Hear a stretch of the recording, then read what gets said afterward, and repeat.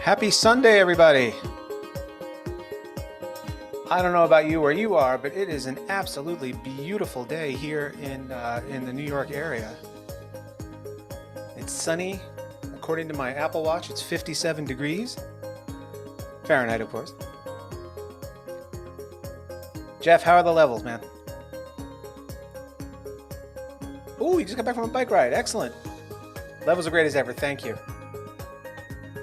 Oh, and John Egg is here. Live from Sydney. John, what time is it in Sydney?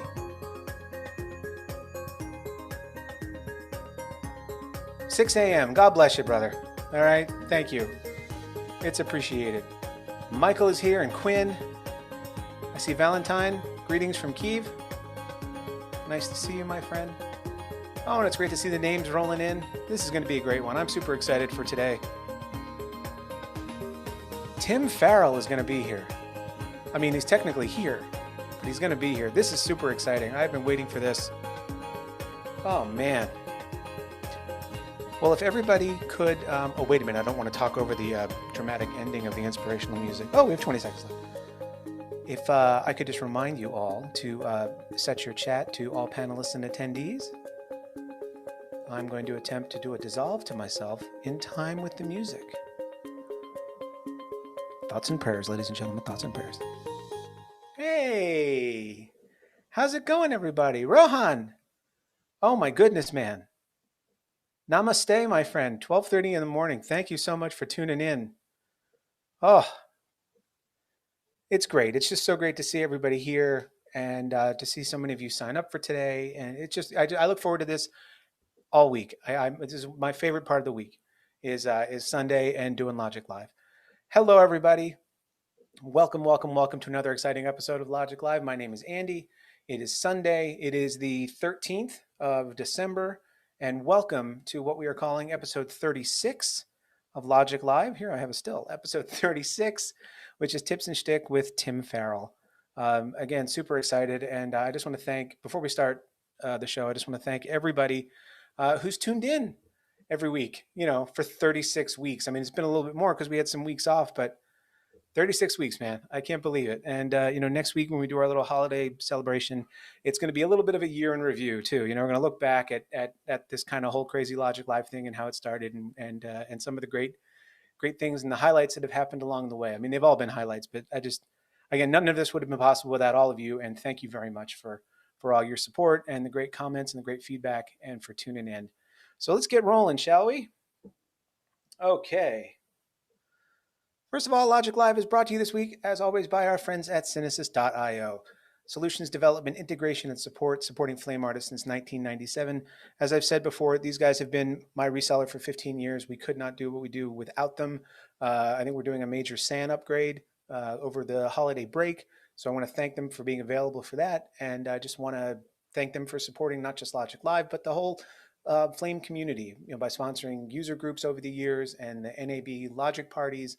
And we've got lots more planned for 2021. So thanks to the whole team over at Synesys for all of their support. To find out more about their remote workflow solutions, or if you need anything, just reach out to them at Synesys.io. Let's talk the forum, forum.logic.tv. Again, the forum has really taken off. I'm super, super excited about it. So excited that I'm going to do a switcher wipe transition. I have a stats page for you, but it's kind of the same stats as last time. Still, it's absolutely worth mentioning. We're over 800 users, all right, 50,000 page views, and 1,000 new posts in the last month. It's really, for me, become just an absolute go-to. And again, that's nothing. It would be nothing without you guys. So thank you so much for keeping the forum going and for helping it to grow. And a huge thank you to Randy McEntee for everything that he's done to keep that, to get the forum up and running, to keep it going, to responding to all of your requests, for features and things like that. So thank you very much, Randy. I also want to call out the Logic.tv portal. I see that Michael is here. Michael Vaglianti has created a little Python script. It's actually not a little Python script. It's an amazing Python script that creates a way for you to share and install Python scripts, matchbox shaders, and batch setups all from within Flame. Okay, so a huge thank you to Michael. In fact, Michael, here's a little round of applause for you there, man. And I know Tim's going to have something to say about it. It's really a great thing, and it's something that we've wanted to get going for a while. So thank you, buddy. All right, my friends, today is a very special day. We've been doing user groups in New York for about 7 years, I believe. And one of the highlights for me, as as a host of the user group meetings, is to sit up in the front or stand, sit up at the front behind like the desk and and have my notes and everything, and kind of get ready to present, and know that there's always going to be a presence there, kind of an emotional support system, a smiling face. Um, and by that I mean Mr. Tim Farrell. He's in the I believe we'll call that purple shirt here on the left, with his legs crossed. And Tim has been an absolute consistent presence at all of our user group meetings. He's always right there in the front row, and he is always the first one to shoot his hand up and make a and give feedback or make a comment or ask a question. And one of the joys of my professional career was back in January of I guess it was 2020. I don't even remember at this point. It was the last live.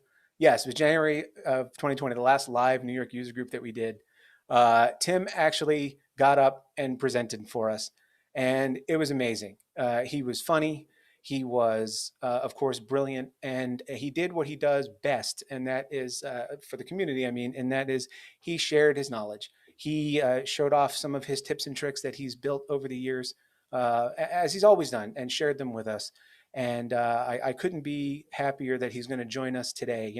Ever since I started the Logic Live thing, Tim's always been there. He contributed to Logic Fest. He contributed to One Frame of White, and he always puts, more of himself into these things than you'd expect. It's just it's a dose of love, whether it's like the hand drawn cat art or just some kind of funny voiceover, or there's always an element of love that's put into everything that Tim has done for the community. And so I'd like to give him a big Logic Live welcome and welcome him to the show. So let's hear it for Tim Farrell. Tim, can you start your camera for us and come on board? How you doing? Ladies and gentlemen, Tim Farrell. How you doing, brother? Well, to be honest, I've been a little stressed out lately, as you know, today's been promoted as the episode that every episode has been building to. And as you also know, I'm neither an actor nor a professional joke writer. And of course, if that wasn't enough, I have to follow the voice of Flame himself, Grant Kay, who turned in a marvelous performance.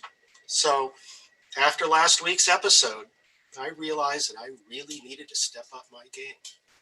So I'm not sure if you realize it or not, but at times my job can be fairly high pressure. And so what I do in those moments is I channel someone who I feel has the mastery and capability to guide me through these tough moments. So in this particular case, I decided to channel a man who is perhaps the greatest of all talk show guests. A director no less than Martin Scorsese has called him the king of comedy. That man is Mr. Rupert Pupkin. Okay, now I think I know what you're thinking.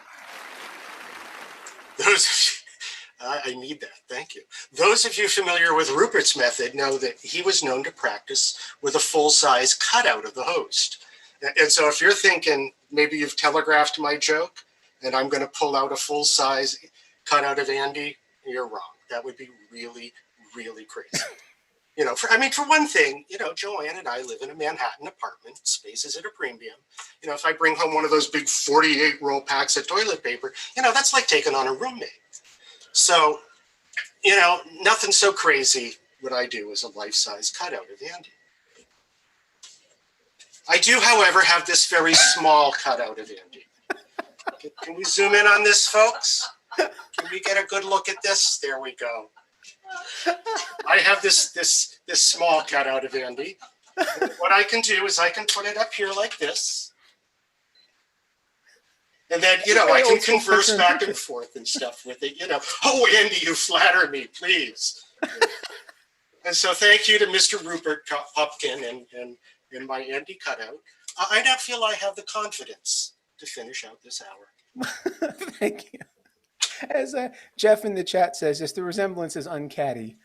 Oh my God. Here, one more time. The prop department worked a long time on this. Let's see if we can just get another close up in there of it. Oh my God. Well, thank you, man. I don't know what. Okay, so I had a run through with Tim during the week, and he told me that there were things that he was going to share with me, and there were things that he was not going to share with me, and that was absolutely one of the things he did not share. Oh man, Dances too. oh, you know what? Better than me. Oh my gosh, I'm speechless. Oh my goodness. The Tim, here I am trying to. The next thing on the list is a quick bio. Yes, so Tim, why don't you tell us about yourself? I know that you began your career in the astronaut corps, I believe, and so between that and inventing the artificial heart valve. That's correct, and I decided on something in visual effects. What I was decided that? Video was much better for me because sure.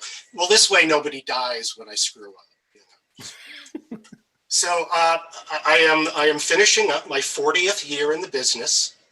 I started in 1981. I did a 1-year stint at a company called Windsor Video, which is now long gone.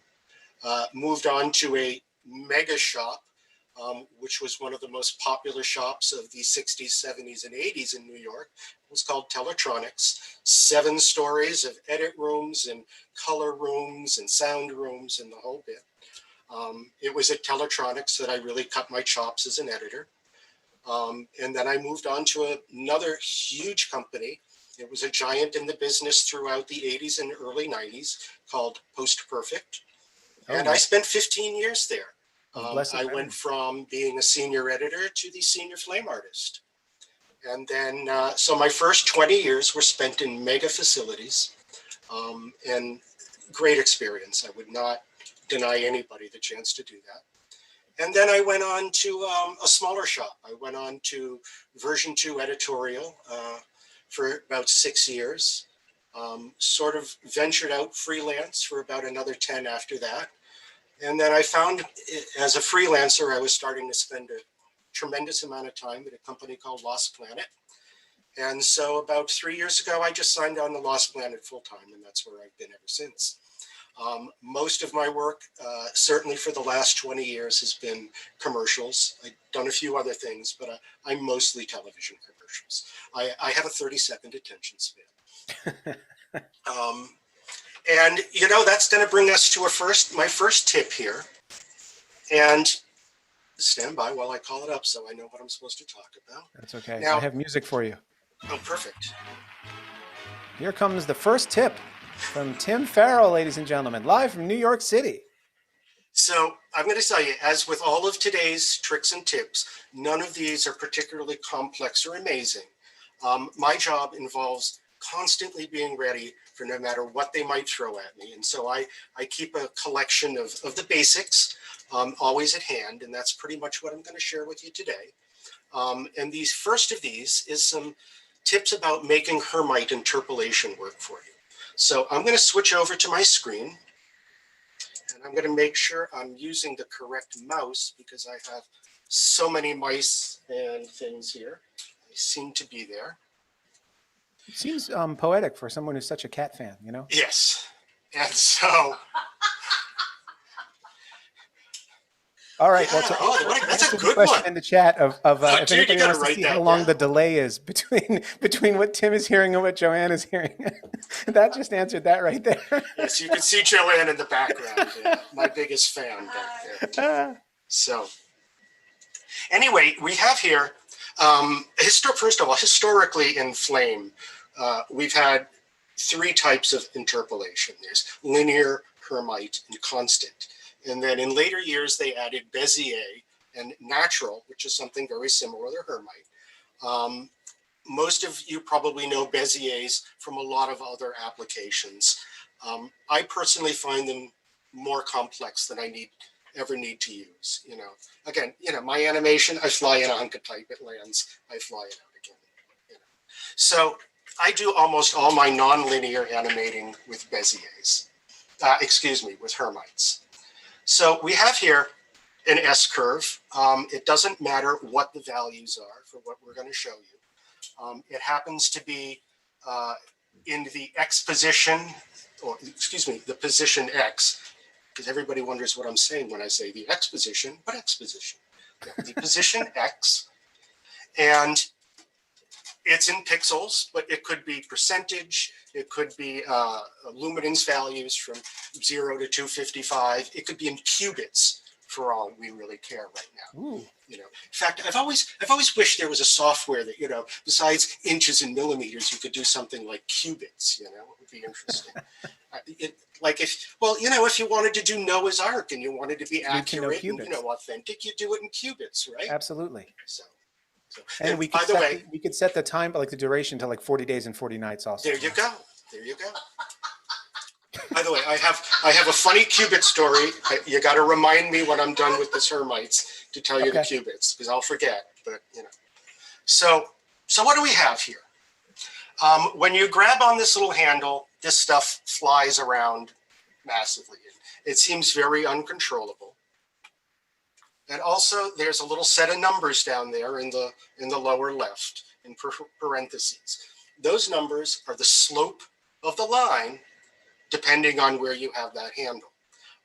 That really doesn't matter too much to us, and I'm going to be 100% honest. I've never looked at the slope and said, well, if I made the slope 2.35, this effect will be perfect. I don't do that. Sometimes I look at it and I use it as a reference for a couple of things, and we'll get into that in a moment.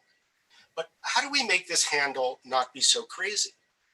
Well, in Beziers, when you grab a handle and pull your cursor away, the handle comes with you. But it doesn't do that in Hermites. But it doesn't drop your connection either.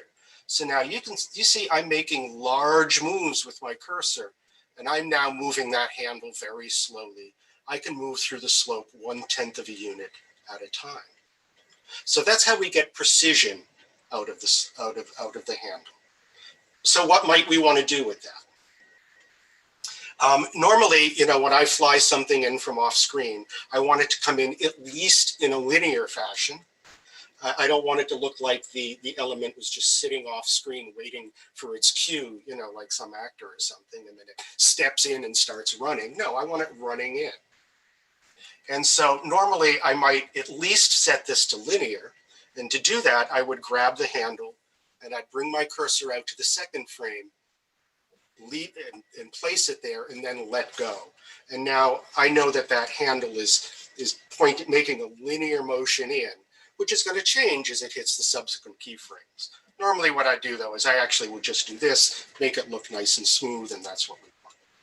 But say I had to make this move ease in with the most gentlest ease you can possibly get from a Hermite interpolation. How I'm going to do that is I'm going to go to the last keyframe, and I'm going to look at the value. The value is 100. So I'm going to step back one frame, and I'm going to try to make that value as close to 100 as I can without going over. So I'll grab my handle, and I'll move out here to where I have precision, and I'll start moving it. And, oh, I went a little too far. That means the curve is going above my final ending point. I don't want to do that. I'm going to go back, and I'm going to ease it in until I get, boom. So I am 1/10,000th of a pixel different from the last keyframe.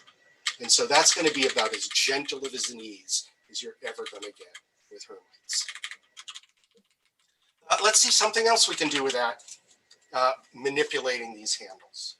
So I'm going to zero that out again. I'm going to make a keyframe near the beginning. I'm going to make a keyframe near the end. And on this effect, I want it to ease in, but between keyframe 2 and keyframe 3, I want it to be completely linear. So what I'm going to do is I'm going to grab the handle of keyframe 2. I'm going to drag my cursor over to keyframe 3. And before I let go, I'm going to look at that number, 1.34, 1.35. So I let go, and now I'm going to grab the next keyframe, and I'm going to grab that handle. I'm going to give myself precision, and I'm going to move to 1.35. And now, in between those two keyframes, I have linear interpolation, even though those are Hermite keyframes. So that's a couple of things we can do with Hermite keyframes. You could take that screen back now, Andy. All right. That was wonderful. And folks, I'm going to always have to ask Andy to take the screen back because I can't actually see what I'm doing right now. I don't have enough space for enough screens. Those are words you never want to hear from your flame artist or your oral surgeon, I'd just like to say. I can't see what I'm doing. I believe, Tim, you said you have a story for us about Cubits. Oh, I wanted you. That's right. I have a Cubit story. Okay, so we got to go back to like third, fourth grade, I guess. I guess it was fourth grade. That's when they started giving us homework. And like, you know, I was never really good at doing homework and stuff. And so in fourth grade, social studies, they called it back then, we were doing ancient Egypt. And I was supposed to be doing some reading the day before or something, and I'm sure I was probably just blowing something up or smashing something open so I could see how it worked inside. So I obviously didn't do it, you know. So I'm sitting there in class, you know. I'm trying to you know, not look like I'm not living up to my potential. And Mrs. McGillicuddy says, "Mr. Farrell," uh-oh, public shaming coming here. She goes, "Mr. Farrell, how long is a cubit?" And I go, and she goes, "That's right. I thought for a moment you hadn't done your homework." Nice. So make something laugh for a moment there. Give it some applause. There we go. You know what? I feel I spent so much time loading this thing up with sound effects, and I never put like a laugh track. Oh, dude. Well, it's okay. I have Joanne to help me out. You know, this isn't scripted, but I'm going to tell a little story anyway. I used to work on a show called Spin City, and every once in a while, I remember that. Yeah, it was a great show, and I used to have to go to the set every now and then. And the first time I was on the set, I sat next to the director, and every time anybody made a joke, the director would just burst out laughing. And I said to one of my friends afterwards, "Well, I guess the director thinks it's all really funny." And she says, "No, he does that to pace the actors. Instead of having a laugh track on set, he does the laughing so that they can keep up their pacing." Interesting story about how live production's done. Love it. That was unscripted. Did I do okay? Oh, it was great, man. No, you did wonderful. Perfect. I made that up on the spot. I didn't make it up. It's true. That's a good tip, you know? I'll try that at my next therapy session. So this next thing we're going to do, it's a little segment I call Jargon. Okay? And now we all have words in our business that we all use. Oh, sorry. This is to introduce a new segment. Sorry.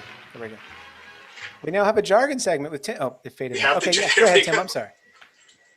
And so we all have words that, you know, we use in our industry that, you know, to the rest of the world. I shout them out all the time, especially when the flame crack locks up on me when I'm you know, when I'm trying to analyze motion vectors. Oh, they don't let me use those words. No.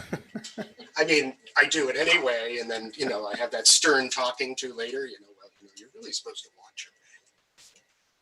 Public shaming, you know, that whole public shaming thing. So, you know, some of those words that we've used over the years are organic. You know, nobody even really knows what it meant, but they just use it to make it sound like they knew what they were talking about. One of the newer ones we have now is notes. You know, we used to get comments, sure, you know, or we used to do revisions, but now we have notes. I was even on set a few months ago before the thing struck. And the producer came back from Video Village and said, "We have notes." So it's ubiquitous now. Previs was a word we never used when I was, you know, first in the business. Nobody would have known what it is, but now it's, you know, it has a special meaning and we all use it. Horsey, did I say horsey? Horsey was a term we used many years ago when we put analog, you know, titles, white type on black cards under cameras for our lower thirds and our legals. And if it was a little fat or ugly, the producer said, well, it's looking a little horsey. And of course, then, there's one word. Well, then there's words that we use that the meanings change constantly and nobody really knows what they are. Like lift. Like happiness, love. Nobody knows what lift means. Yeah, success. And Joanne's made up one. Chromatose means there's too much chroma. I like that. That picture is chromatose. So, and now there's one word in our vocabulary, which what every single one of these words has in common is that somebody had to use it the first time. Mm-hmm. And there's one word in our lexicon that I can tell you the story about how it got used the first time, because it was me. And that word is conform. Now, you might think there's a shtick coming on, but actually I'm serious about this. It is I who you all owe the word conform to. So, and here's how it started. I was in college in the 70s. I was in a film class, not really paying much attention, and they were talking about different terms they use in the film world. And one of them was conform. And what it meant was that you took the film rough cut and put it in a synchronizer, and then you took your negative and cut it into A-B rolls, matching that work print using the edge numbers. That was called a conform. Even in the 70s, that term was getting pretty archaic. Grant mentioned not too long ago, last week, that, he felt college was always like 2 or 3 years behind. When I was in college, it was 10 years behind. So I don't even know if conform was even used in the film world anymore at that point. But, like many buzzwords, I let it go into my head. I kept it there, waiting for the moment when I could use the word conform and everybody would say, oh, yeah, he knows what he's talking about. Yeah. So maybe it was about 4 or 5 years later, I got my first big job at Teletronics. And one of the things they said I could do when I wasn't on the job was that I could go hang out and learn other things from other people. And so my first lunch hour, I zipped on down to the big machine room where all the edit rooms fed, all the machines for all the edit rooms. And, the 2-inch machines, 1-inch machines, everything all going. Plunked myself down in front of 3 1-inch machines and watched. And on one, I could see a picture that had grease pencil marks on it. And on the other 2 were the clean pictures. And so as soon as the assistant had a moment, I said, so what's that person doing? And she said, well, he's laid down the film work pick, and now he's cutting the transferred negative on top of it. This was my big chance. Wow, he's doing a conform. She looked at me like I was wearing moose antlers with my laundry drying on the ends. I got to tell you, she'd never heard that word before in her fucking life. Oh, sorry, I said the bad word. She had never used that word before in her life. She'd never heard it. None of the other assistants had heard it. None of the editors had heard it. Nobody. I was all alone. So, of course, that's not going to stop me. So I kept using it all the time in reference to matching a work print. That's, anytime we matched the work print, we were doing a conform. Now, I spent 5 years at Teletronics. I spent 15 years at Post Perfect. In that time, I worked with hundreds and hundreds of people, from producers to salespeople, assistants, clients, all of that, schedulers especially. And when they'd say, well, what do we need to do? Well, that'll be a conform. We'll spend a half hour on a conform, and then we'll do this, that, and the other thing. And eventually, after, a very long amount of time, one day I suddenly realized everybody says the word conform. And it's because I started doing it in 1982, and I persisted for years and years and years. And now conform is ubiquitous. The flame tab. Even the flame tab is now called conform. When it first came out, it was called EDL assemble or something. It wasn't even a tab. It was just a button, So now it's called conform. So here's what we're going to do. I've done my part to bring a word into our lexicon. We're going to give everybody else in the Logik community a chance to come up with a word. And then next we'll put a subject in the forum, and everybody can contribute a word and a definition. You know, it doesn't have to be a made-up word. It could be a word we already use, but we have a special definition for it. And then next week at the holiday party, what party? we'll do is we'll pick a winner, and you can give them a mask. Sounds And good. then for the next 15 years, we're going to push that word across the industry. And after 15 years, if we've done our job, they can have another mask. I love it. So think of a word, everybody. Think of something that you would like to put into the lexicon of our business for the next 15 or 20 years. I love it. Oh my God, I absolutely love it. Should we do another tip? We can do another tip. Hold on. Ladies and gentlemen, Tim Farrell, inventor of the Conform, has a tip for you. Take it away, Tim. So stand by while I get my notes in order here. So, you know, I guess we all know there's certain things that we think are all incredibly simple and obvious, and yet they turn into a complicated rigmarole to do in the flame. Like voting. And one of these things is a simple photo border. You know, and I'm not talking about some fancy border with glowing stuff going around the edges. I just mean a plain old flat covered even border around the edge. You know, and you'd think there'd just be a button we hit, you know, we tweak a slider and there we have it. But, you know, no. And so these were really popular during the early years of digital TV graphics and such.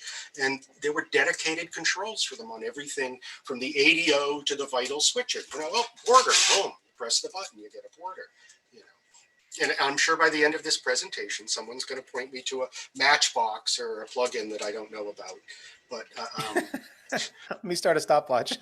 What I'm going to say is, all of the times I've needed to do this, there were no such things as matchboxes. So now before I actually show you anything, I have to take a moment in advance to plug my good friends over at News Center 9 in Los Gatos for allowing me to use some of the work I did for News Center 9. This little demo. So I'm going to share a screen here, and then I'm going to turn around and make sure I'm really sharing it. Boom. Okay. So here we have the News Center 9. Oh my God. Desk. Why didn't I think of that? And we're going to grab a news graphic, and we're going to put it on our desk, and add an axis effect, and we'll scale it down a little bit. They used to call these over the shoulders, but that would block out important stuff. So I'm going to put it over here. And what we'd like to do is we'd like to put a simple photo border on this news graphic. And I'm going to use the regular action drop shadow to do that. Ooh. So we're just going to go to doesn't get enough love. There you go. I'm going to go to our drop shadow. I'm going to turn it on. I'm going to give it a little bit of a color. I'm going to zero out the default values they put in there. You know, I don't know why they do that. Never in my life have I ever said, well, the perfect drop shadow is 5 by 5. You know, no, it isn't. And I have to clear it out every time I use it for anything. I wish they just left it at 0. Thank you very much. But you know what? I will make a flame feedback request for you. That would be great. Thanks. You can do that, huh? That's power. That's power. Yes, it's like the influence. Like the force. It's like the ultimate power in the universe. Yeah, influence. And so what we'll do is we're going to scale up. Where'd my color go? Stand by. We're going to scale this up, and we see we have a border, but it's not really quite uniform. The reason it's not uniform is it's based on the scale, and the scale in X is different from the scale in Y because it's not a square picture. So what we need to do is we have to modify one of the scales to make it match the other. And I like to do the Y scale for that. And the first thing we need to do that is we need to know what the aspect ratio of our image is. And I'm going to show you a couple of super quick ways. The easiest way is because this happens to have a resize on my timeline. I'm just going to go to resize. I'm going to look in the lower left. Yeah, I don't know my right from my left. Seriously. I'm going to look in my lower left, and it says 0.744. So that's my aspect ratio. Another way, I could go to my setup in my action setup, and I can change this to resolution. So when I look at my schematic, I see it in the schematic there, 0.74. Only 2 digits of precision. I like as many digits of precision as possible. I'm just that kind of guy, even though nobody ever knows the difference, but I know the difference. So, but I don't keep that on. I don't like all that info there. It gets too cluttered when you have big stuff, so I keep it off. But 0.744 is our aspect ratio. So I'm going to go to our axis. I'm going to go to the animation, and I'm going to go to the Y scale, and I'm going to enter the expression 100 minus, x minus 100 times our aspect ratio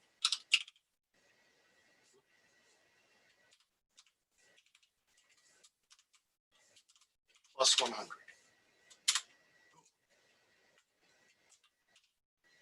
And now I'm going to turn off proportional on scale.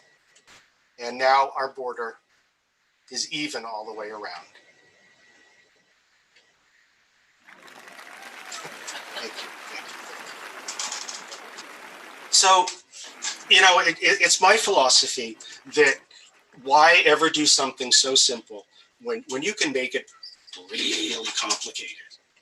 And so here's what we're going to do. We're going to go back. That was a lot easier of a philosophy to live by when we were able to bill by the hour. Yes, absolutely. I haven't billed by the hour in years, but we're going to stick our little news graphic back on here. And this time we're going to add an effect that I've pre-built, in which I've used a lot of expressions to connect a bunch of different things. And I'm not going to go into a lot of detail on how I did that. It's actually rather complex. If anybody ever wants this, I will send it to them free of charge. In fact, I may even put it up on the portal if I get some requests. But since I've done this now, what I can do is I can adjust my crop, and it's going to keep the borders the same. So it no longer matters what my aspect ratio is. I've actually built it all into this. And I can change my aspect ratio as I change my crops. Another thing I've done is I've used a variables node. And now I have a numerical readout. This is 25 pixels. Now it's 50. Going up and down in tens. So I actually have a numerical readout for this. How do we know it's correct? Okay, everybody, raise your hands if you've ever used the ruler before. I use the ruler, I wouldn't say frequently, but fairly often. So we're going to zoom this up. John says he's used it once. I actually shared that one time with him. Okay. Wow. And whose was longer? Thank you. Yeah. I couldn't resist.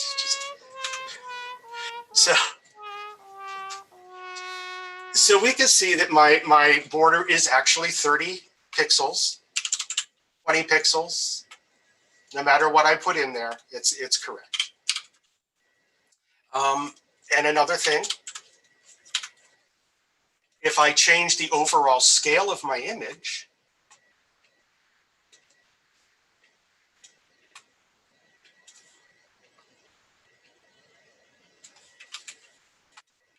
it's still 40 pixels. So I built it so that the numerical readout is always the same. So when the client says, well, can you put a 40 pixel border on that? I can say, sure, no problem. They've never said that, but in case they do, I'm ready. You are ready. So, we got one more thing about this. To answer that question, why in the world would I ever spend so much time making something so complicated for an effect that's really, really easy to do, and I hardly ever do anyway? Well, there's a couple of reasons. First of all, I love a good puzzle, and I loved puzzling this out. It really made my day. And this is also, this is what I do in my free time. It's like kind of sad that I use my free time to find ways to make less work so I have more free time. But It's a vicious indeed, cycle. that's what I do with my free. But I also do this because sometimes I'll learn something, and you never know what you're going to learn if you don't know it, you know. And in what I learned in this case is I'm always searching for a way to make expressions that utilize either the height or the width or the aspect ratio of a picture. And there's no way to easily do that in action. You can do it by in batch by using a resize node outside of action and then linking to that and stuff. But there's no really simple way to do that in action. Only a couple of complicated ways that come with some baggage. So as I was struggling through with that one more time, what did I come up with but something that's been recently added into the surface menu, if I can find it now. And that's this thing called lens distort. And I'm sure whoever came up with lens distort, I think it started in 2018 or 19, they may have put this in. I'm not exactly sure when, but lens distort happens to have values that correspond to the width and height of the picture. Center X, 402, it's half the width is 402. It's 804 by 1080. So now inside action, I have those values. The entire day I spent making this little setup was worth it to have discovered, oh, well, that's there now. I can use that in the future. So that's Borders. Nice. You could take the screen back, Andy. All right. Thank you very much. That was excellent, man. Thank you. All right. So the next thing Tim has for us as part of tips and shtick. We've just done tips. Now I think we're going to move on to some shtick. We have some more shtick for you. Well, I believe you have a top 10 list ready for us? Dude, the Cubit story was a little bit of shtick. I have a top 10 list. Indeed, I do. And of course, you know, no comedy show is complete without a top 10 list. We're gonna tell you this top 10 list is a little different. Okay, we're gonna have to suspend some disbelief here. We're gonna pretend that we've been doing top 10 lists on Logic Live for years. Okay, and so what we've done is we've done our top 10 favorite top 10 lists of Logic Live. Now, you may think I'm doing this because it's oh so clever and stuff. No.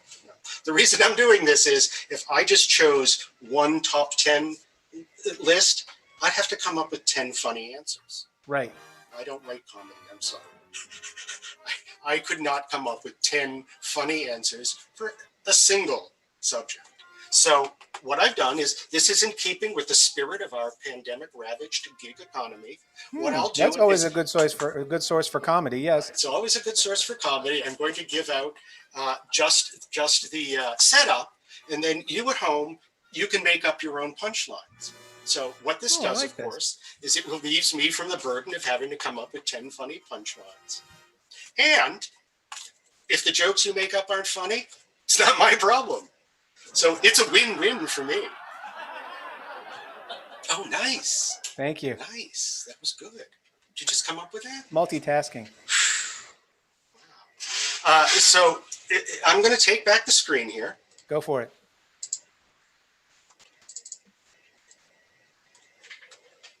And here we have our top 10 favorite top 10 lists of Logic Live. Okay. Did we decide whether we're going to do drum rolls on this or not? Okay. Number 10. If we do this for all of them, we'll be here all day. So we'll just start with the first one. Where Number 10. Going? I mean, can you do the rim shot at the end or anything? Oh. I got to take... No. Okay, so we'll just run. I'll get one, damn it. Okay. Number 10. Oh, I gotta hit the button here. Stand by. Number 10. Top 10 things flame artists do with their free time. The first ones are usually not that funny. Number 9. Top 10 things flame artists tell their friends and relations at holiday time when they ask, so, what do you do for a living? You know, the best answer I ever heard for what we do for a living was from a guy named Justin Lane, who was a producer at Tape House Digital with me, and then he moved over to the White House. Yeah, I know Justin. I've worked with him as PSYOP. Yeah. Yeah, in PSYOP, excuse me. And he once told me that he was at like a family function and he was trying to explain what we do for a living, and he kept saying like visual effects, and one of his relatives said like, "So you mean you blow shit up?" And he was like, "Yes, yes, that's exactly what we do. Yes." And we reduce it too. Yeah. Oh, hello. All right, let's move on to number 8. Number 8, top 10 things flame artists tell those same friends and relations when they ask, "What's the funnest job you've ever worked on?" Yes, well, there you go. Let's see. How do I choose? What was the funnest? It's certainly not the most fun. What is the funnest thing I've ever worked on? Number 7, Oh, top 10 things we tell flame Moving artists on. tell clients when they ask, "So what's the funnest job you've ever worked on?" oh, I think 1 through 10 is yours. Yes, is the one I'm working on right now. Yeah. Number 6. I can't do. I'm sorry. I'm gonna chicken out. I can't do 6. Oh, I can't do 6. No, do 6. oh man. Oh, the peanut gallery is yelling at me. Do 6. All right. You know what? I think You know what the hell? I'm never gonna work in this business again anyway. Hello. Number 6. Top 10 favorite positions for getting fucked by batch. Oh, hey. Go right on to the next one. Number 5. Top 10 favorite jobs flame artists do for free. Oh, say bar mitzvah videos. Number 4. Top 10 definitions of the word lift.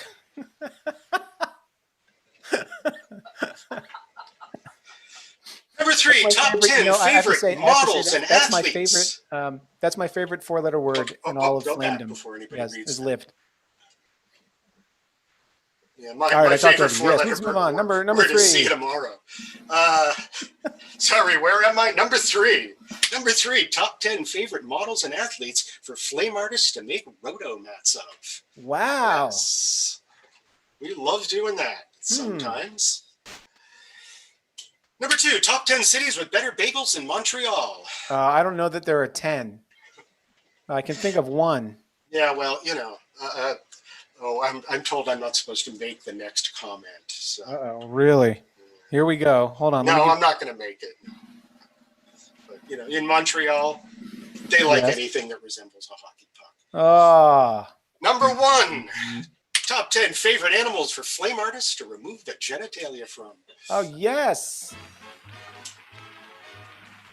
Wow, there we go, ladies and gentlemen. That's Here a we top go. favorite top 10 list of Logic Live from our friend Tim Farrell. Thank you very much, Tim. You're quite welcome. Oh, Shall we move on to another tip? I don't know. I'm cataloging in my head now, like the examples of like when we've had to remove genitalia from animals, people. I seem to okay. remember like a dog and like a flea and tick collar for dogs commercial Uh-huh. where yes, after we completed the job, we then gave an overage for more than the cost of the job to get rid of the dog genitals. Yeah. Because the client said they found them distracting. I'm like, to who? You know, You know, people have dogs. You know what I'm saying? Like, it's honestly, I saw a Great Dane once on a spot. The first thing I says, "Holy shit!" With church bells like that, you'd think it'd be going ring a ding dong every time you walked across the room.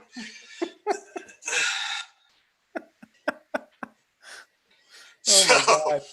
Okay, we've devolved a bit here. Where do we go from there? Yes. We're going to go for a tip that I call round objects. Oh, you call it this is perfect. Coming after describing the testicles of a Great Dane to move on to a tip called rolling round objects. Just saying. There we go. Logic Live, ladies and gentlemen. Your chance to make inappropriate humor and share it with the world. Let me make sure I'm all set up here, and I will share my screen again in a moment. But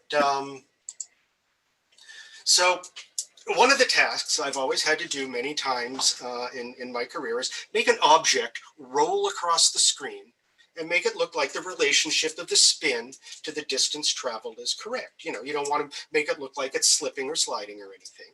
Mhm. And I've had to do this with all sorts of objects, from car tires to bottle caps, the letter O, all sorts of stuff like that. And I've had to do it with every effects device I've ever run, and that includes the old ADO and the K-scope and in Flame before Flame had expressions. This relationship is based on the circumference of the object measured in pixels, which is the diameter times pi, and the rotational value is derived from the position x measured in units of circumference. And it sounds complex, but it really isn't. And I'm going to give you all of these expressions that I've used today at the end. So if anybody's curious, they can see them for themselves. And with Flame, we can measure our object with that snazzy ruler that we saw earlier, and then type an expression into the Z rotation that will update automatically when we move something in X position X. So for this demonstration, I'm going to use a shot from an upcoming film I did a little bit of work on, in which I needed to rotate the tires on a car. And I'm going to tell you, I haven't really seen the film because I just did some shot work, and it's not released yet. But they told me I could use the footage if I promised to read their press release. I think this is probably the point in the episode where I need to, like a safe harbor statement to let everyone know that the expression, the opinions expressed by the guest are not necessarily the opinions of Logik Live. I'm sorry, go ahead. Well, the name of the movie is The String Theory, and they describe it, and I'm quoting, they describe it as the story of three pugnacious cats, Joe, Barry, and Squirrely, and who set out to cross the world's largest litter box in a 54 Buick Roadmaster, and the misadventures that follow them in this chuckle-filled, yes, they said chuckle-filled, press release, in this chuckle-filled festival of feline hilarity. LOL cats, like you've never seen before. So I'm going to let you judge for yourself. That was an elevator pitch if I've ever heard one. There you go. I'm going to let you judge for yourself. If I believe it's being released direct to YouTube for the holidays. And if you want, send me your name. I'll have them add it to their fan list, and you can get regular updates. So there, I fulfilled those obligations. Let's just get on with it. So I'm going to share my screen. Here we go. And as you can see, I can move this car back and forth in X, but the tires are not moving at all. So what we're going to do is we're going to get our snazzy roller, which was already turned on. I just need my icons on. There we go. Move this up here. Let's blow up big.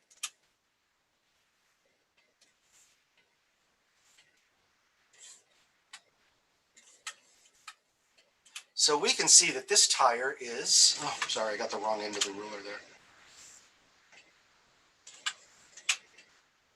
This tire appears to be 105 pixels in diameter. So what we're going to do is we're going to go to the axis for the front wheel. And we're going to go to the Z rotation, and I'm going to enter this expression, which I was supposed to type up first, but I forgot again. And that expression is minus 360 times the name of the axis, which is the translating axis, which is called translation axis, dot position dot x, divided by the diameter, 105, times pi. And we're also just going to take the time right away to do that to the rear wheel.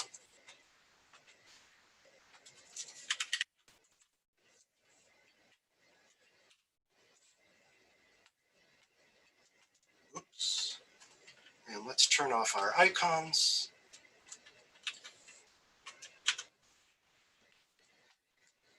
And now as I move this back and forth in X, we see the wheels not only turn, but they appear to be turning correctly for the distance that they're traveling.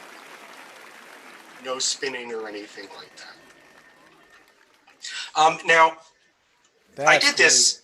I did because this is all part of the overall car and the horse and and the driver and everything. It's all parented to a main axis. But what if I just had an object that was by itself? So we're just going to cut the front wheel off. We're going to hide everything else. And we're going to go back to that same, I'm going to zoom in on Z here. We're going to go back to that same expression. And we're going to localize it, meaning I'm going to take off the name translation axis, because now it's just going to look to its own axis for this information.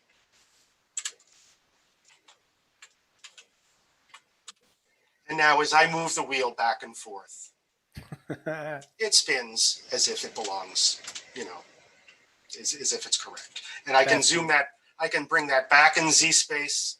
It's still going to work correctly. Bring it forward in Z space. It's still going to work correctly. Actually, hey, Tim, John has a question for you. If the axis got renamed, would the expression break? Absolutely. Yes. Oh, maybe not, actually. It's hard to say. Sometimes they do and sometimes they don't. Right. Sometimes you get a pop-up, right? I try not to rename things that have expressions in them. I'm not quite sure what the parameters are in which it will work correctly and which it won't. But, if you're going to, it's only one expression. If you're going to change the name of the axis, go ahead and change it in the expression too. Not a big deal. Nice. Nice.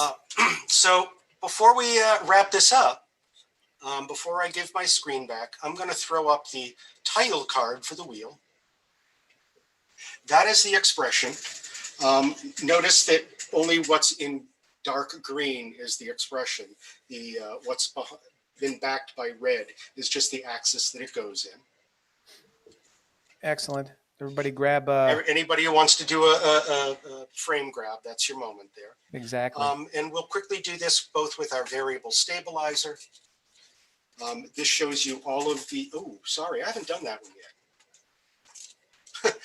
And this is so... Sorry, I got a little confused. Got a little ahead of ourselves there. A little ahead of ourselves. And here's the border as well. Mm-hmm. Cool. So now I'm going to... Andy, you can take back that screen. Oh, thank you.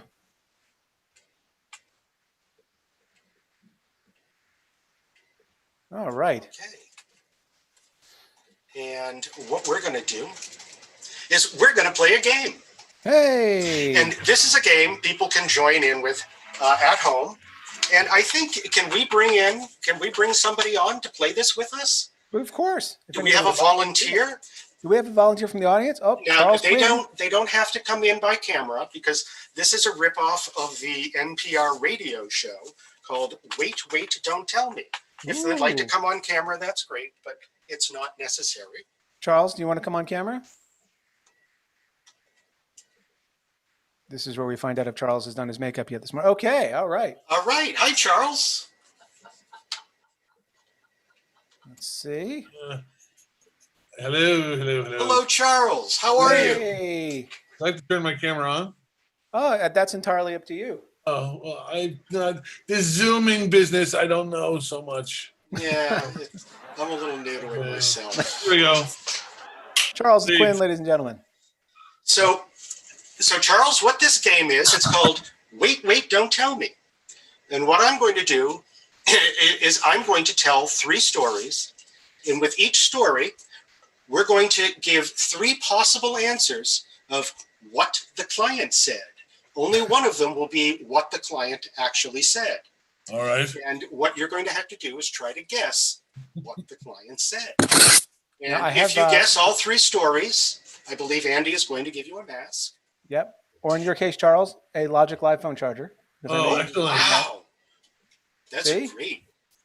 And quite frankly, Charles, if you don't get any of them, Andy's probably still going to give you something anyway. Right, Andy? Absolutely. There we go. So, and for everybody following along at home, I'm going to launch a poll here too that's going to allow you a chance to vote as well. So we'll see what the audience has to say, and then of course Charles as well. So go for it. Tim okay, Farrell. so there's no screen sharing on this because this is a radio show. So our first story is called The Overlength Spot. I was doing the session with a client. I'd gotten all the pieces together early in the session, thrown together, pretty much the spot as it was supposed to be without the fine tuning. And I said, say, your spot is 30.5 seconds.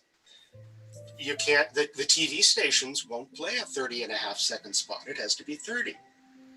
The client said, A, oh, it's okay. It's only going to play on cable.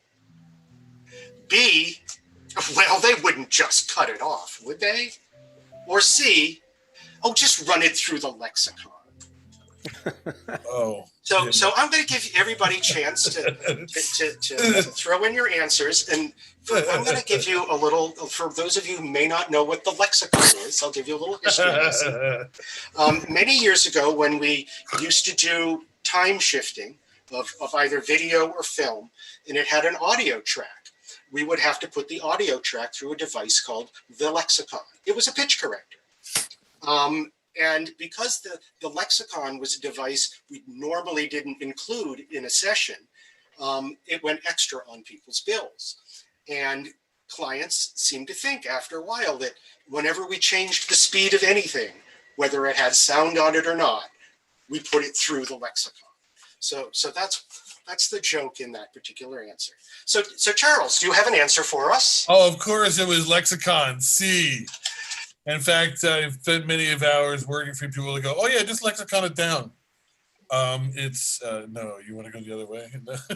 Well, Charles, I'm going to disappoint you. The answer is B. Well, they wouldn't just cut it off. I don't would know. they? I know plenty of people that worked on 44th Street on the 22nd floor that would disagree with that. Well, my answer to the client was, well, you're correct. They wouldn't just cut it off because they're not going to take it in the first place. So we had to whittle 15 frames out of their spot. Nice. Charles, thank you very much. Hold on, there's a... Oh, no, we got 2 more. All right. Oh, you're not done yet, Charles. Don't go away. Oh, yeah, stick with us, Charles. Stick around, Charles. We have 2 more to go. I'm here. Okay. So our second story is called The Wireframe. Now, this particular client was providing the base for his end tag himself, and it was a wireframe static image. But the wires in his wireframe were all 1 pixel in width, and they were many different saturated. It was chromatose. It was truly chromatose. Many saturated colors. And so, he brought it into us. We put it up on a very, very expensive broadcast monitor and showed him this flickering that would have put small children named Harding into a fit. In fact, they probably invented the test specifically for that commercial. So we showed the client this particular issue, and this was the answer. A, I love it. It's like getting free animation. B, can't you just grab a freeze frame? Or C, I think your TV must be broken. It looks fine on my Apple. Joanne was telling me I should say Mac, but I said, well, I can't now because Andy already has Apple. And of course, it looks like it's getting cut off. Maybe if I stretch this out, it'll work. It's not getting cut off. No, it's not? Oh, it is on my screen. She says it's not on her screen. So a quick little history lesson. What do we mean by grab a freeze frame? Perhaps some of you younger folks don't realize it, but back in the day, we didn't have static video in front of us where we could scroll through, pick a frame and do what we wanted with it. We had to put our video through a device, and then as it played down, we'd hit the button, try to get it right, and sometimes we'd have to do it over and over again until we got it. Some people like me could just get it first time, because we were so good at that sort of thing. And of course, if we had the right equipment, we could actually trigger it specifically, but we had to grab a freeze frame. And so that's where that term came. Instead of GPI on your CMX for the that's right. And you had to set the GPI to pulse. Yes. And you had to give it a long pulse. Was there any other reason to put a signal other than a pulse on a GPI? Yes, that's right. It was. And once you had the pulse and you saw the light up, then you could push the button. And it gave you a whole bunch of time to do that. Approximately 7 seconds. Any good depending if it was the original Quantel still store, you had to go a little longer because that thing was slow. Right. And of course, every good editor worth their weight could go pee in 7 seconds if they had to. You know, it was all Why would about you leave the room? You just have a bottle. There What? you go. Nope, sorry, Joanne.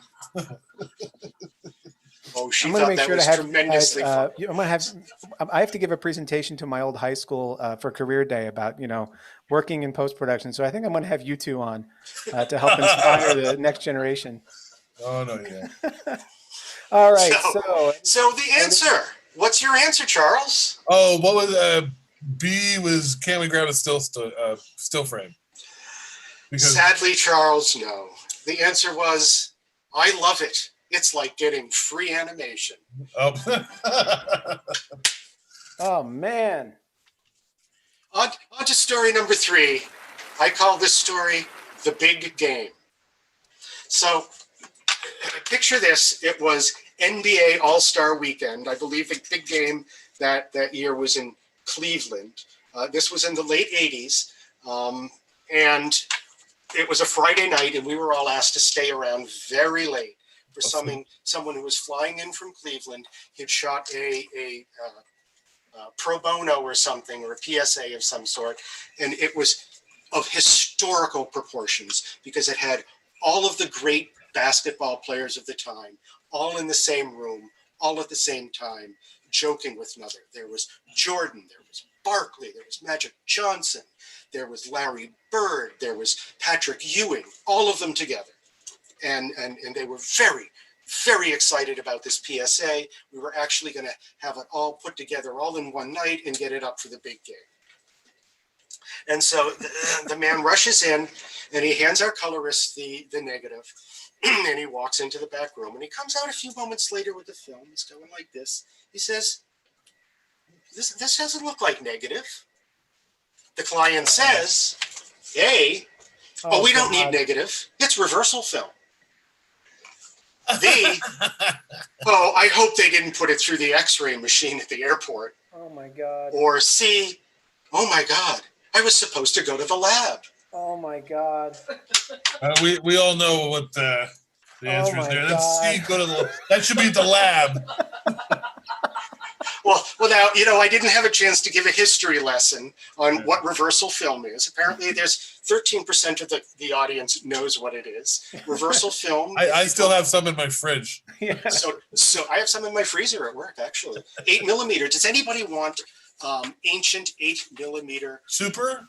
Or just 8? Do, let me know. Seriously, no shtick. I have Split reel 8 or Super 8? I believe it's standard 8. Oh, yeah. If you're really serious, let me know. Drop me a line tomorrow. I'm happy to give it away. And you're in New York, I'll bring it to you. Yeah, anyway. Super 8, I'd be on it. Yeah. And of course, anyway, so reversal film, you didn't need a negative. It was the same as slide film. You shot it, and you put it up, and it was done. They used it for news film, so that news film could get up in the air very quickly. You still had to run it through a bath. This is before the Betacam SP. Yeah. Before Betacam. All right. So I'm sorry, Charles. Your answer is. What was the choices again? Because I took it really. We don't have negative. It's reversal film. It's supposed to be at the lab. Oh my God! I was supposed to go to the lab. Yes. Charles, you're correct. That is indeed what it is. Congratulations. Needless to say, somebody was out of work the next day. We all thought, of course, it was hilarious. What the hell did we care? And of course, a piece of history was lost forever. Wah, wah, wah. Oh man. Well, Charles, thank you very much for being on the show today. Oh, my pleasure. My pleasure. And we're going to send you a Logik phone charger as a thank you gift. That looks Thank like going to be with my son's stocking stuffer. Thank you. You got it. All right. Okay, so Charles. we're running pretty long here, but I'm gonna give my last tip anyway. Yes, Tim's got one more tip. It's not a for long us. one, and it's actually not so much a tip. This is actually, if I can find my notes, I'll tell you what it is. Here we go. I call this the variable stabilizer. Okay. I wasn't originally planning to do this today, but this came up recently in one of the forum discussions. I think it was on the Facebook discussions. And what I use it for, this is one of the items I keep in my toolbox all the time. constantly. I have for years. It's like the Repo Master in the Fluid Morpher. A big go-to item for me. And I mostly use it when clients ask to make a shot less shaky. They don't want it completely stabilized, but they want me to turn it down. Oh, cool. And so what I do is I gather the motion info with either a 1 or 2 point track. It works with both XY position, it works with Z rotation, and it works with scale.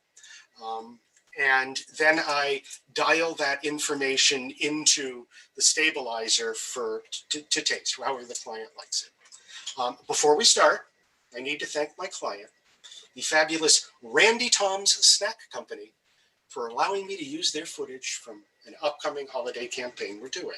So I'm going to share the screen here. Make sure we can see that. Yes, we can. Woohoo! And here we have, I'm going to jog through it slowly. We have our lock-up shot for Randy Tom's Ratty Crisps. That's the tasty roadkill flavored treat with the edible stick. Parents love it because it's not really roadkill. It's simply a roadkill flavored treat. And apparently it's also kosher. It's kosher. That's correct. Are you kosher? Do you keep kosher? No, I will now, though, now that I know that Ratty Crisps are available. But you do know you should never accept a gift of Gribbons from a Moyle, right? Yes. Hello. Wait a minute. Thank you. You're welcome. You're going to write that down? Yep. Okay. So I'm gonna jog through this slow. You can see it's very, very shaky. They wanted that cinema verite look, but they gave the camera operator a little too much coffee that day. So it's really bouncy. So what I'm going to do is I'm going to add a batch effect to this. And I'm going to go to my toolbox. And I'm going to pull out the variable stabilizer.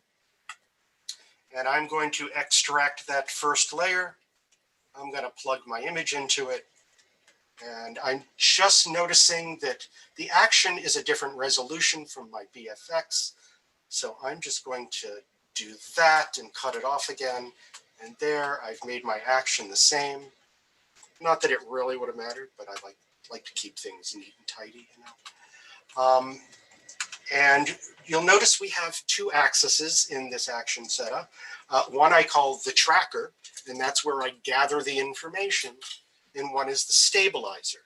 And the stabilizer is linked to the tracker through a series of expressions, which work also with one of the Z position in the tracker to ramp in the information. So it's either 100% stabilized or it's 0% stabilized. So I'm going to go to my tracker. I'm going to turn on my object. I'm going to put the thingy here and I'm going to analyze. And now when we go back here, we see nothing has changed because I have put 0% of my stabilization, my tracking into the stabilization. Now, rather than add a variable axis, I'm being efficient and I'm going to use the Z position in my tracker axis to dial from 0 to 100 to get my stabilization. So while it's on 0, nothing happens. While it's on 100, stand by. Need to put the adjust offset on that. While it's on 100, it is 100% stabilized. So I could change this to 50. Now it's 50% stabilized. It's only half as much jitter. I can start on 100. I'm halfway through. I can bring it down to 0. And so it's gone from perfectly stabilized to completely bouncy, or I could do the inverse. I can start it at 0, bring it to wherever the next keyframe was, make it 50 at 70. So that's basically it. That's a little more complicated to make, but I am going to show you what all of the expressions are. You can take a screenshot of that. It tells you, oh, look what we have. We have Miss Myrtle Willoughby. Say hello, Myrtle. Oh, hello, Myrtle. Myrtle is our little miniature cat, 7.5 pounds, despite the fact that she's 5 years old. Myrtle is a rescue from an abandoned building near the Myrtle Willoughby subway stop, hence her name. Myrtle. Aw. Say goodbye, Myrtle. Goodbye, Myrtle. So, has anybody grabbed that? Good. Let's. You can take back the screen, Andy, Awesome. and I will put these things up on the portal all in due time if people are really interested. If anybody has any questions, send them along to me. YTF@lostplanet.com. I probably should have written that down somewhere, but I didn't. But I'm sure you'll be able to figure it out. Awesome. Well, Tim, thank you very, very, very much, man. Oh, you're quite welcome. It's been a pleasure to be here. I tell you, Andy, you've made me feel right at home. Oh, well, thank you. Thank you very much. Don't forget to tip your waiter. No problem. No problem. Oh, man. Tim, that was really, really great. And I want It to was thank you, great. Joanne. Thank you for having me. Joanne says hello. Being a great studio audience. And also, I'm sure, putting up with Tim's prep for this all week. So I want to thank you very much. Oh, it was nothing, really. Oh, Right, my goodness. I'm going to stop my video and I'm going to let you do your thing, dude. Thank you very much, man. Thank you That was so much great. for having me. Thank you, everybody. Thanks, Tim. All right. Let me do this and this and that. Because you know what time it is, everybody. Yes, that's right. It is Logik Live prize time. Let's give away some prizes, shall we? All right. I am going to do this and then switch over here. I've got the random name picker all ready to go. 1 second. All right. I have the random name picker all ready to go here. I've got everybody's name programmed in. And we're going to be giving away some Logik Live masks, courtesy of our friends at Synesys. Stay safe and stay fashionable, and show your support with a Logik.tv mask from our friends at Synesys.io. All right.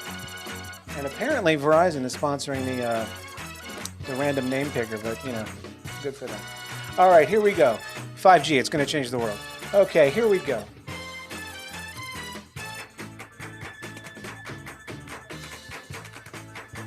Kevin Quinlan. Oh my goodness. Kevin Quinlan. Fantastic.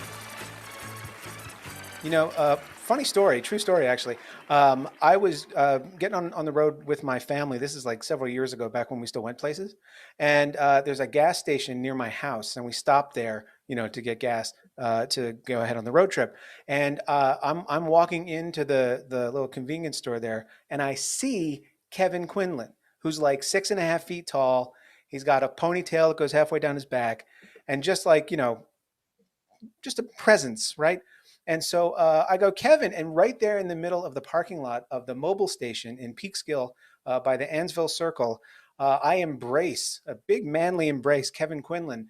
And my family is looking on as I'm doing this, wondering, well, I don't even want to think about what they're wondering. But anyway, let's get back. Congratulations, Kevin. You have won, you have won yourself. You remember that day? It's a day that lives in infamy in my family. Congratulations, my friend. You have won yourself a Logik.tv mask, courtesy of our friends at Synesys.io. Let's give away one more, shall we?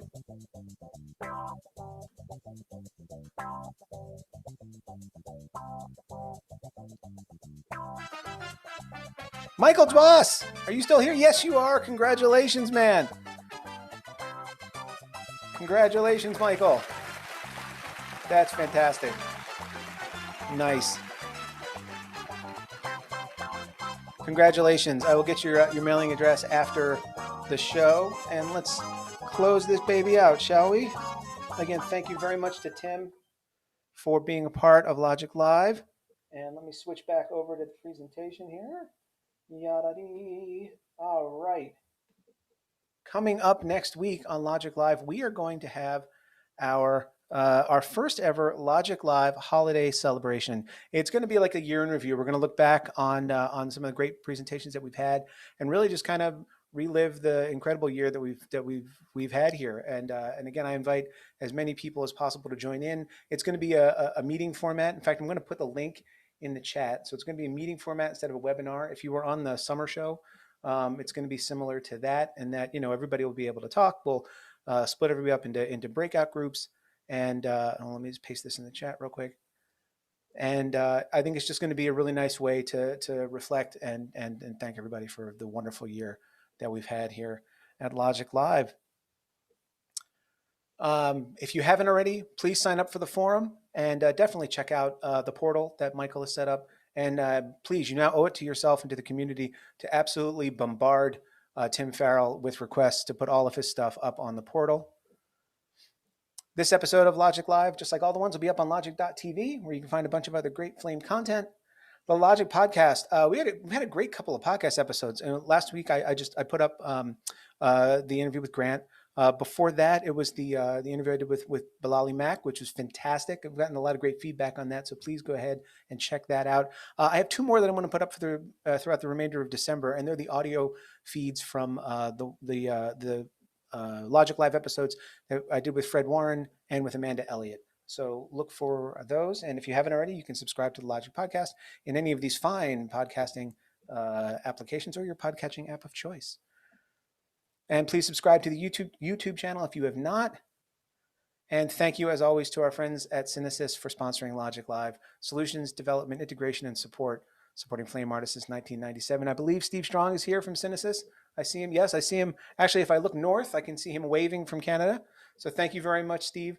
And happy holidays to you and your family. In fact, happy holidays to everybody and their family. And that's going to do it for Logik Live, my friends. Thank you so much. And enjoy your week. And I will see y'all next week.